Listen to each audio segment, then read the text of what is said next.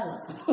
Hello. How are you? I am fine, and how about yourself? I'm doing very well, thank you. And it's very good to see you. And yes, it is. Here we are in Tolson's Chapel. Yes.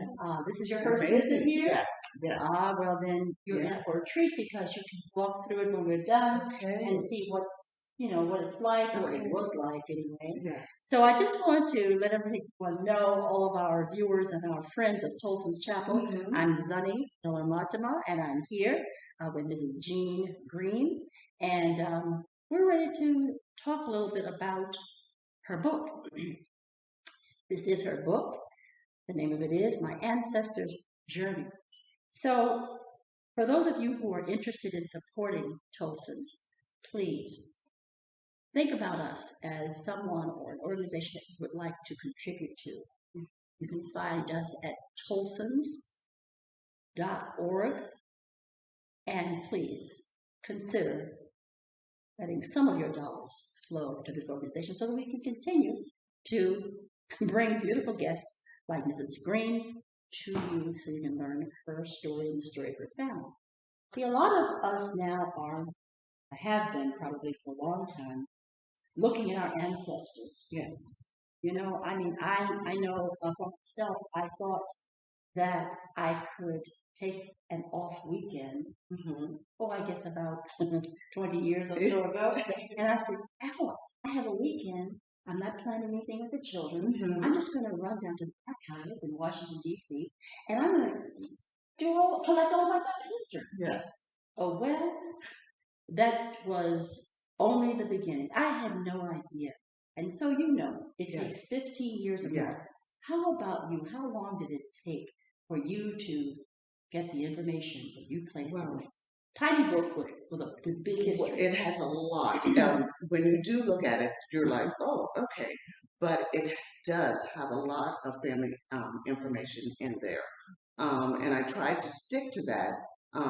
Sometimes you have people that want to read a large book. Sometimes it's like, oh, that's too big or whatever. So what I was trying to do is get as much of the family history in a short book to grab their attention and that they could have it and pass down to their children. So it did take me a while. When I start out, I say that an envelope was sent to me in 2008. Exactly. The little brown. Yes. And I have to laugh because all these years I still have that envelope, and I could have tossed it, but I just kept it. And periodically I would go back and look at it, and I would find something that I missed in there, like another little note or a photo or something. Sure. And so that's why, I never threw it away. But when I speak now, I actually have that envelope there because that is how the journey started. That's right. That's what she says in her book now. I want you to know that. That's what she says. Yes. And so frequently. That's how it starts. Exactly. And I am an independent history researcher, and I do history. I do research history. When I started on this, and actually it really started a little bit before 2008, I also staying 2 weeks in Washington with a childhood friend of mine. And as she went to work, I'm like, oh, you know what? I'm going to go and do something. She lived 3 blocks from the Bureau of Archives. So I walked up and just looked around, and I'm like, oh my gosh, Yes. I came back the next day with a pad, and it started from there. And I just started researching and whatever. And I think whenever you do research, you're like, oh, okay, I'm just gonna, get this. But one thing leads you to another, and it's incredible. But when you do make a link to like a family member, and then you read a little bit about them, there's such a feeling that comes over you. It's true. It's a powerful feeling, and it's like I said, finding me.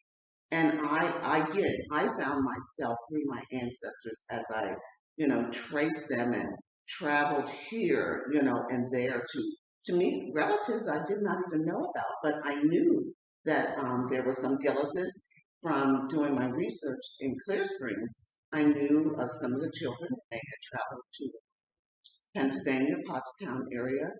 And I'm just like, I'm going there. I want to connect with them. Wonderful journey. Wonderful. I ask you something. I know that your family was enslaved by Otho Nesbitt, Yes. and you talk in the book about the kindness that he showed to Yes. your ancestors. Yes. And so, that's, I want to say it's a unique history. It is. And yet we know that smaller families that were enslaved tended to have a more hospitable relationship. And yes. Because, when you start having hundreds, then you need, yes, the whip and what have you. Exactly. When you have just a few people. Yes. And it is an incredible tale. And what I really love about when I started this journey, that he actually kept journals, that he wrote in every day, each and every day, even if it was about the weather. And but that is another catalyst that I'm looking at, because I am really getting to know my ancestors through his journal. Isn't that so? And it was incredible. And I actually embraced this gentleman because he was a kind person. And when talking to some family members and people about this book, and I'm trying to tell them, about his kindness and whatever, and they're still like, well, he still owned slaves. But I often say, and especially in this day and time right now, we can never forget that our ancestors were slaves, and they were owned by the majority of white masters and whatever. It's true. It is good for us to hold on to that, never to forget, but we have to look back and see and look at ourselves and see if we could even begin to embrace some of the stuff that they went through, some of the things, and we couldn't. We today, like, oh, we're going through this, nothing. So what I take away from, be it a mean master or a gentle one like owned my family, I take away with the strength, the resilience of being a slave. You really had to be strong. Indeed, you did. And so that's what I take away. And I'm never going to forget that they were slaves, but I'm going to move forward, because we can't stay stuck in the past. Somewhere along the line, we have to move forward. Generational hate it's our duty to make the world a better place. Well, you're right. The only thing about that was that even after enslavement, there was, we had the black codes, we had Jim Crow. Yes. So in other words, what happened was there was an extension, wasn't there, and it was. of the enslaved feeling. And, yes. They regarded us still as people less than themselves. And so therefore they did not want to integrate us totally into the society. So other than that, we could have, because we tend to be a loving, embracing people and forgiving people. And yes, and that we are. We've done that. But then they, and I think about that too. And over the last several weeks, I've been watching some things on television, YouTube. You can find anything. But and I do mean anything. Yes, but and trying to connect, and what you were just talking about down through the years, because I grew up in the North, so it wasn't that bad. So I'm still trying to get the feeling of how it was for the South, and it was a little different. It was very different, and I'm trying to rationalize with myself now. If I were in the South and treated that way, would I be as understanding as I am now?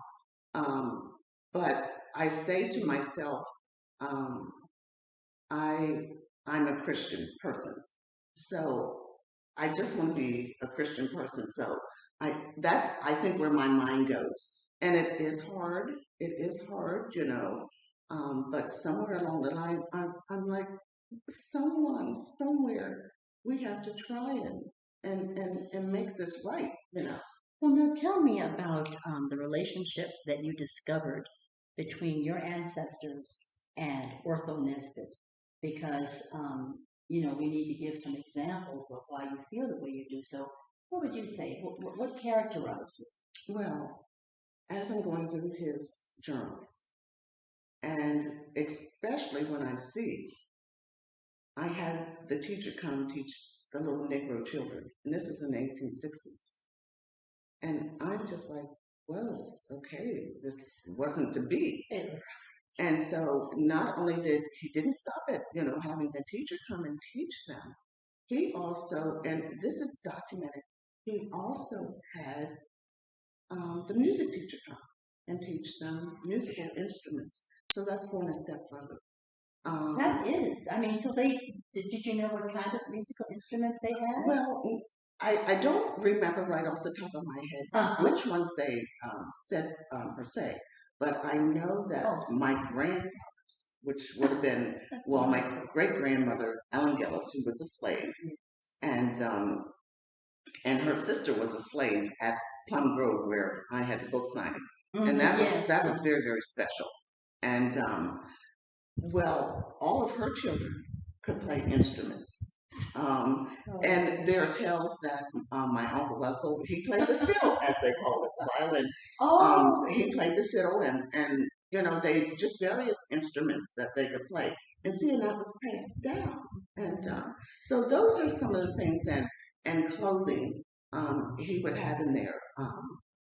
The amount of cloth that he bought, for them to have dresses made for them or whatever that they needed, shoes and things like that. And it's all documented. And those kind of things, especially the school part and the music, being taught to play music, And just to have teachers come in, especially in the 1860s, exactly, where in many cases African Americans were told that they could not study, could not learn, could not learn to read, or write. So that's what really grabbed, and I was like, when I read that, I just got the feeling that this was just a nice gentleman that did things his way, And tell me about, there was something else that was so funny in the book, and you were saying that, did he offer to buy them ice cream? Did you say? He would often take them to the circus. If the circus was in town. Oh, I see. And that's documented in his journal too. That he would, give them money to go to the circus and so those kind of things, And I don't know if any other slave master did that, for their slaves. But those are generous things, for someone to do. And to the best of my ability, he treated them like they were just people. And they adored him. They did, as well as on the front of the cover, I have yes, I don't know whether they can see it from the great granddaughter Mary Ferry, and this is a great great granddaughter, and these are wonderful people, and we have bonded over this, and I can see in them. I know where their kindness comes from. And when I think about how kind they are, I'm just like, this is how he was. And it came down to those generations.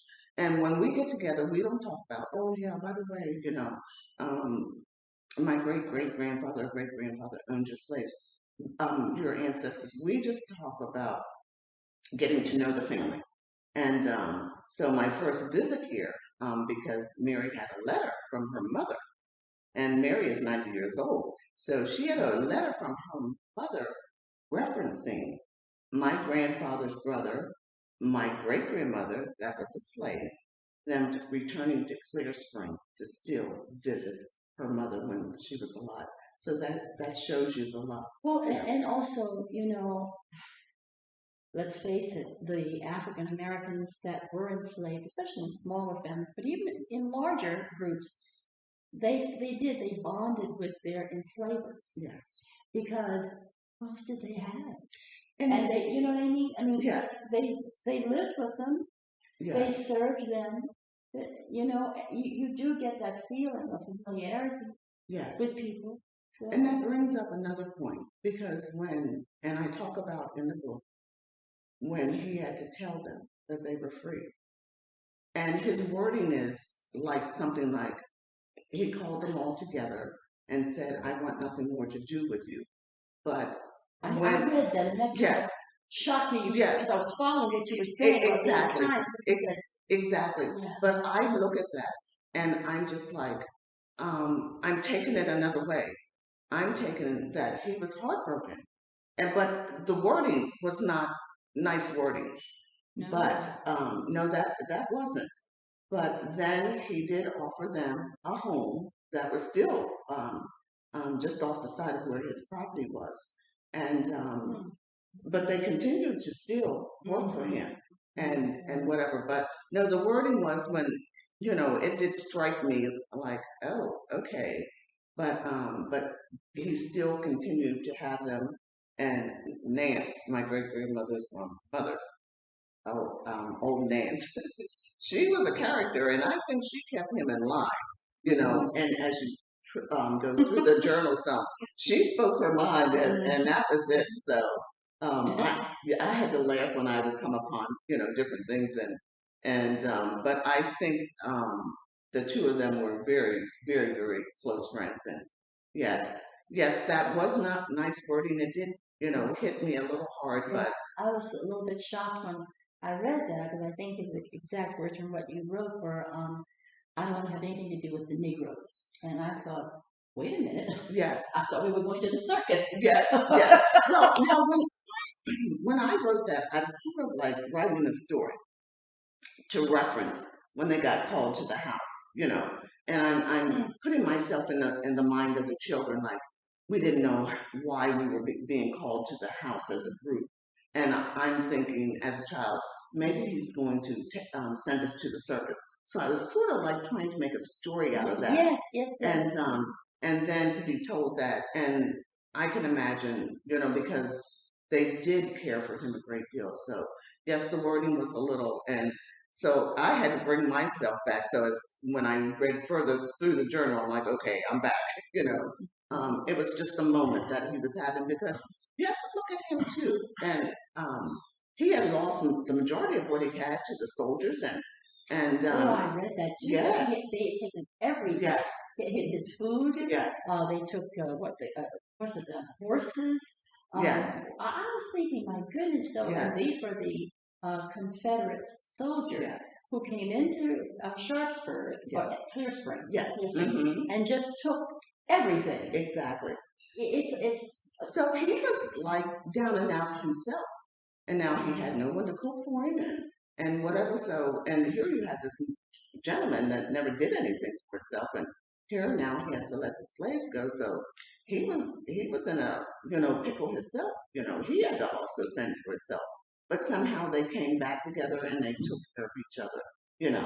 And they came back and cooked and did whatever they had to do so both families could survive. So yeah. Well, it's something because from there, we trace your family moving out not only to, was it Pottstown, but Pottstown. also let's see, they moved somewhere else too as well. Not Pottstown, but they moved. Didn't they move to Washington D.C. Periodically, Nance would travel back and forth to Because Washington. I heard And yes, about them thinking, wow, did they actually move there? yes, And of course, then they moved to Gettysburg, yes, and yes, that's where we find you. yes, Okay, yes. so tell me about your family in Gettysburg. Well, my family that would move to Gettysburg would be Ellen Gillis herself would eventually come. My great grandfather, Alfred Howard, they would all eventually find themselves in Gettysburg.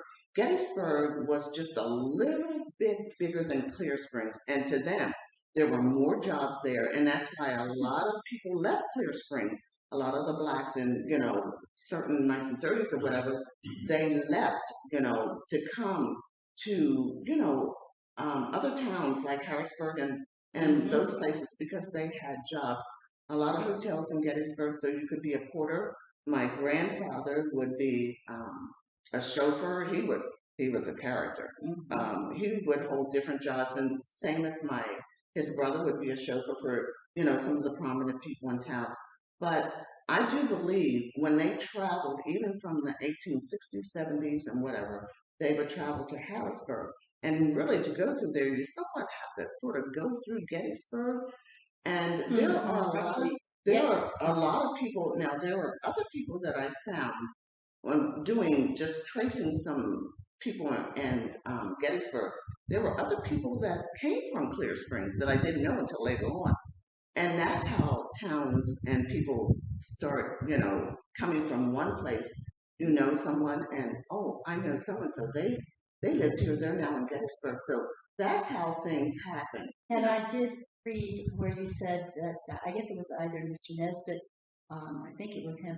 He said that, we've lost so many of the men, the colored men, Yes. Negro men, because he said there were only like about 9 or so, and it was tripled just a couple of years before. So you're telling us why? Yes. Because they didn't have any work. Exactly. They were free. Exactly. So do you know how life was for African Americans in Gettysburg? Well, it was a little better than it was here. Now, not to get it mixed up. Now, like back in the 1840s, and a lot of people don't know that Gettysburg actually had slaves in Gettysburg until I think it was about the 1850s. But there was slavery in Gettysburg. But you had the sympathizers, there that they didn't really like slavery, but you had the Quakers and whatever, and so some people did try and help. There was an underground railroad and whatever. But to be perfectly honest, the life was a little bit better in Gettysburg, job-wise.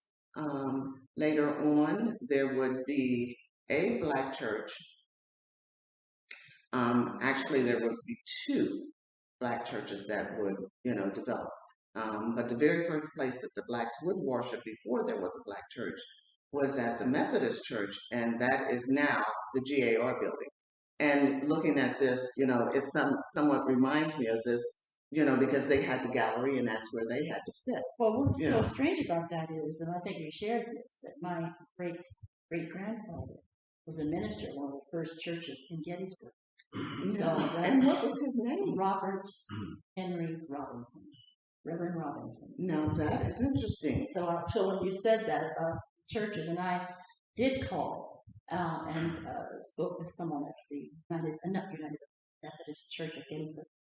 They said they never had any, color ministers. Now, I said, okay, I'm not trying. All right, now I'm the historian for the church. Okay. So, good. So that's why I asked, because I'm trying to get all their history together, and I told the pastor, I said, but I'm looking through the minute book from the early 1800s because I'm trying to track the blacks, from their earliest going to that church when they actually left. So, but I think I did come upon, there was a Robinson there that was a class leader. Okay. He was actually, according to his son, he was a minister. He was a minister of 19 churches. I think what they did with him, as they probably did with the others, they sent him to churches to get them going and stay there for a couple of years, and then I guess they moved him on. Now the GAR, it was a Methodist white church that the blacks would go to.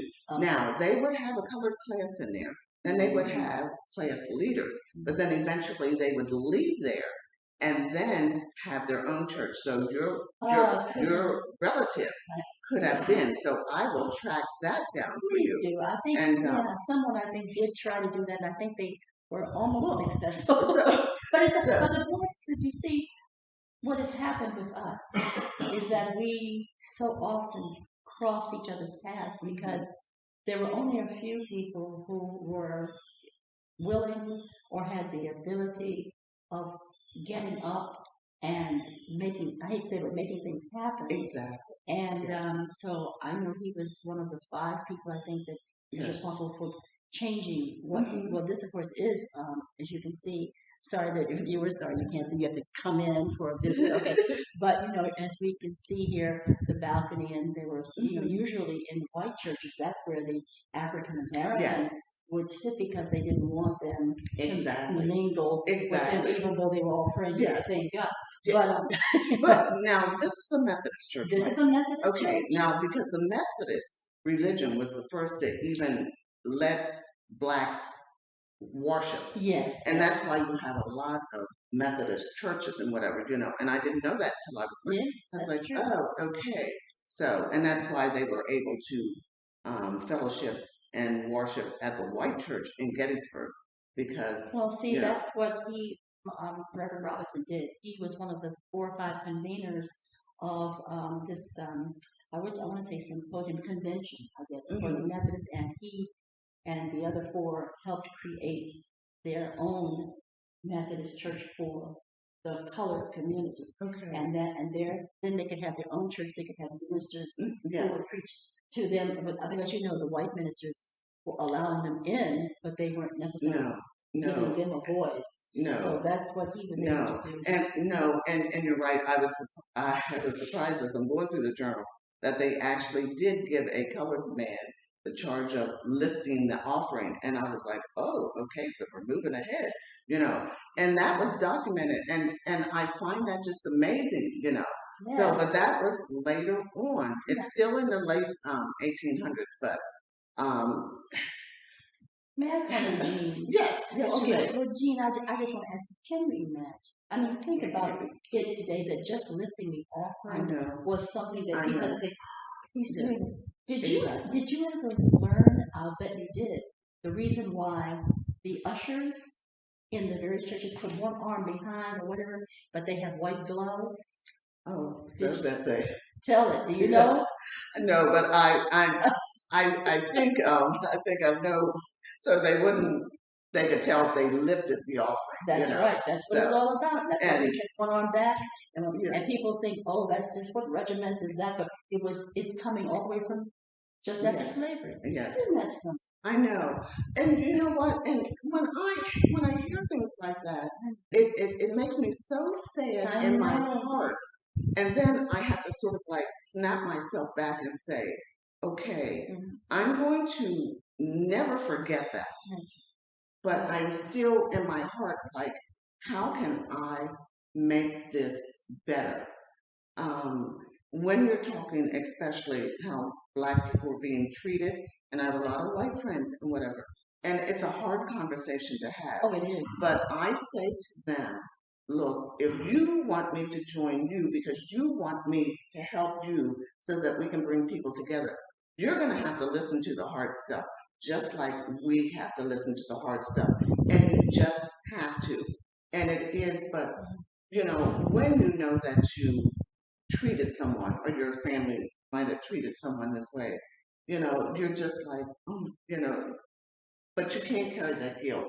You can look at it like I look at it, never forget, but you somewhere have to, just and move. I understand that for yourself, not so much for them. Exactly. I find that it's true what you hear, that forgiveness is for the person who is doing the forgiving. And it's like generational hatred coming down from we Blacks from slavery time. And if you keep, they were slaves that hate all white people. And then you have on the white side, you have Ku Klux Klan, you have people like hate all Black people and whatever. So if you have this coming down from generation to generation, the cycle will not be unbroken. And that's why it's okay for us to remember. But we are carrying that hurt and we don't like it. So we're going to have to try, and get over the hurt, remember, the past, and get over it. And when we do what you're doing, and what so many others, in fact, and what I have done is by tracing it, you come in contact with the history and things show up just like what he said. I'm done with the Negroes. But there are other things, that come up and you're really fastened to the pain because the more you research and dig into history, the more hurt you're going to find. Exactly. And it's not easy. You're so full. Yes. You're so full of the pain, sometimes the tears. Yes. I know you know. Yes. Because if you research, you actually put it to paper. And, thank goodness for Mr. Nesbitt's journal. I love people that keep journals. I keep one every day. Do you? I do not, but I somewhat do write down I write down my thoughts, which are all over my house, you know. Oh, I do write down. or napkins, anything? Yes. I do. And my daughter is like, really, you know, and I said, well, I have a neat basket that I put everything in. Oh, good. You know, when I get downtime, I put it all together because I think I want to write something else, you know. So, and you will. This is just the primer. Well, This yes, gave the face. yes, yes. And while we're on the subject of your book, how can people purchase your book? I don't have it on Amazon. Oh, okay. And it's not because, well, to be perfectly honest, I had 500 printed. Okay. And I had this, just like, okay, for my family, you know. And then, well, it's excellent for your family. Well, yes. And then I'm like, okay, so then I let someone read it, and now I have book signings. Like, so I'm just like, okay, I have 500 printed. I don't want to run out. So, but if anybody wants a book, they can contact me. And tell them how they can contact you. Can contact me. I have my email is Green Green 2636 at Comcast.net. You can shoot me an email, give me your address and whatever. The books are $10, and I will mail you a book. So so that's how. And I had no. I didn't think that the book signing would be as popular as it was. Now that may seem silly, you know, because I'm like, oh, okay, so I read this book, you know, so and so, but it is. I think it's a wonderful book. It tells a story. It tells a loving story, and I think it's real. Everything is factual, but it's very real, and it gives you another side of, you know, how a slave master was with his slaves. And then I think the most wonderful part of it is that I got to meet the great granddaughter and the great great granddaughter. And we are absolutely wonderful friends. And it's like when we met, from the day that I met them, which was years ago, we keep in contact. We've always sent cards.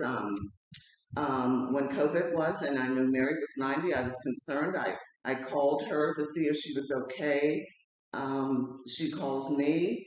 I spent the night with her.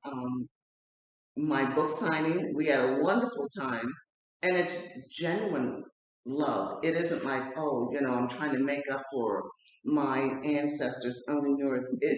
It's just a very wonderful relationship, and I am so glad that I wrote this book. I'm so glad that I got to meet them and feel the warmth of, you know, what their ancestor was like. It was just wonderful. And well, is there anything else you'd like to share with us about Gettysburg and the family's movement there in the 1890s? Well, I say the 1890s because they were back and forth. It would be like one person would come and they'd stay a while, you know, and then they may have returned back here, and that's how the rest of the family ended up there. And I do believe it was my grandfather that came first, and then his brother Russell would follow. And those two characters, they'd come to Gettysburg, but then they'd end up in Harrisburg too, you know. But mainly their home was in Gettysburg. And when I say jobs were there, a lot of hotels. So they were able to get work there. And it wasn't so much as, you know, different places. If you were a Negro, you could get a job, even if there was a stone quarry there, you know, so there was work available. And something that you just said, and it made me think of it. Of course, you know, sometimes things come in and you listen to the next thought and you're gone with that.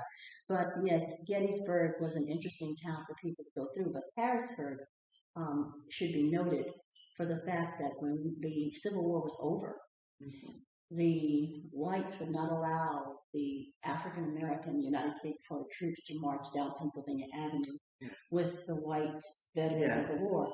But Harrisburg, there's a white women's club there, and an organizational club, and they were the ones who said, but they can come here. And they brought all the African American, I'm getting a chill, all of the African American Civil War veterans, and they had them to march through their town. And I was there for one of the reenactments, and I'm telling you, there was nothing like seeing those men in uniform, recreating, of course, exactly, with the American flag, and you could see them, they were coming up a hill, and here the people watching, so you saw them, all you saw was the flag, and then you saw them as they came. You couldn't put words to that because you knew what they'd been through. I know. And so, you know, but and those are things, those are still some of the things that just make you, and we're in this day and time right now, and you're just like, geez, no wonder we feel the way that we feel. And then it's like, okay, we've got to change that. I, for one, am proud of the skin that I wear. Oh, yes. And if anything else, I'm proud of being Black. I'm not ashamed, and I will walk this journey that I'm on as a proud Black woman. And that's just how I'm not ever going to let anybody make me feel less than what I am. I'm just proud of being a Black woman. So much like my mother. And I say that about my mother, who happened to have been very fair, but to her, she saw herself as a Black woman. And it was a story, and she always said, I don't ever want to be any other color I am. And she loved the whole race. And her heart would go out to children that she would see, African American children. And she did, towards the end of her life, she did teach there. But I know our time is drawing to an end. Is there anything else that you would like to say about what you learned, what you discovered? Family, personal, what has it done? I have learned the family is very important. There's nothing like family. Going through this whole process that I went through, finding new members of the family that did not even have a clue that they had relatives in Gettysburg or whatever. And when it's all said and done, everything can pass away but your family. And it's true. And the slaves' family was so precious to them. Yes, it was. We have sort of gotten away from that as we come into, our journey here, but we need to really go back and be like our slave families. I think you're right, and I think there's been a lot of pressure and a lot of political action that has made it so that we did separate, but we have to rise above that, and we do, and transform that and create a philosophy. Don't you think that says no matter what they are trying to do for us, we must do for ourselves and bring ourselves back together. Stand strong. Stand strong. And make our ancestors proud. Yes, that's my closing word. That's your closing word? All right. Make our ancestors proud. Well, okay, I just want to say again, Jean Howard Greene has written a beautiful book, My Ancestors' Journey, little book, big history. And I'm Zsun-nee Miller Matema, again, here for Tolson's Chapel. If you care to donate to us, please look to tolsonschapel.org, tolsonschapel.org. All right. Thank you so much. And thank you. Thank you for having me. It was an honor. Thank you.